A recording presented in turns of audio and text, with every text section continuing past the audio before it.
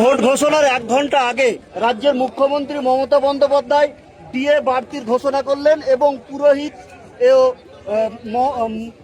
মুয়াজ্জিনদের 500 টাকা বৃদ্ধি মানে 2000 টাকা করলো। কি বলবেন? দেখুন, ব্যাপারটা হচ্ছে এই চমকের রাজনীতি মমতা ব্যানার্জি করতে সিদ্ধান্ত। এখন 60 লক্ষ ভোটাররা আতঙ্কে আছে, আন্ডার অ্যাডজুডিকেশন আছে। এই সমস্যার সমাধান করবে কিভাবে তার রাস্তা না বলে উনি ওনার ভোট ব্যাংক ধরে রাখার জন্য পুরোহিত সমাজের মানুষ, ইমাম মুয়াজ্জিন সাহেব, সরকারি কর্মচারীকে নিজের কাছে টানার জন্য কাজ করলেন। আমি বারবার বলে আসছি, মমতা ব্যানার্জি স্বার্থের জন্য, তার গদি ফিরে পাওয়ার জন্য তিনি এসআইআর নিয়ে নাটক করছেন। আজকে তার জ্বলন্ত উদাহরণ তিনি নিজেই দিলেন। ধিক্কার, নিন্দা জানাচ্ছি মমতা ব্যানার্জির কাছে।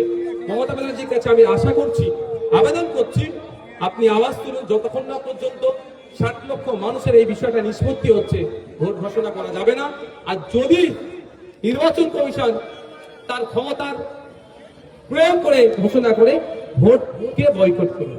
আচ্ছা, আপনি এই যে বললেন যে ভোটকে বয়কট করার জন্য রাজ্য সরকারের সঙ্গে ভোট বয়কটে সাথ দিবেন, তাহলে কি আপনি আইএসএফ এবং তৃণমূল কংগ্রেস জোট করছে? না, জোটের প্রশ্নদিন আসছে না।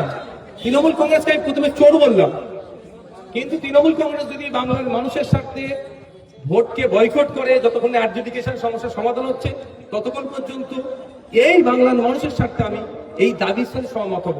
দাবির সাথে সহমত হওয়া মানে এই নয় যে আমি তৃণমূলের সাথে জোট করছি। বাম এবং জনতা উন্নয়ন পার্টির সঙ্গে কি জোট হওয়ার সম্ভাবনা আপনাদের? বামেদের সাথে আমাদের কথা চলছে, যেহেতু ওটা এখনো ফাইনাল হচ্ছে না, ফলে অন্য কোনো পার্টির সাথে এখনো সেভাবে আমরা কথা নিয়ে পৌঁছাতে পারছি না। আজকে কত মানুষ যোগদান হলো আপনাদের? দেখুন, এটা আমাদের নেতৃত্বরা বলতে পারবে কোথা থেকে এসছে না এসছে। আমাদের জেলা নেতৃত্ব যারা আছে বলতে পারবে। Thank you.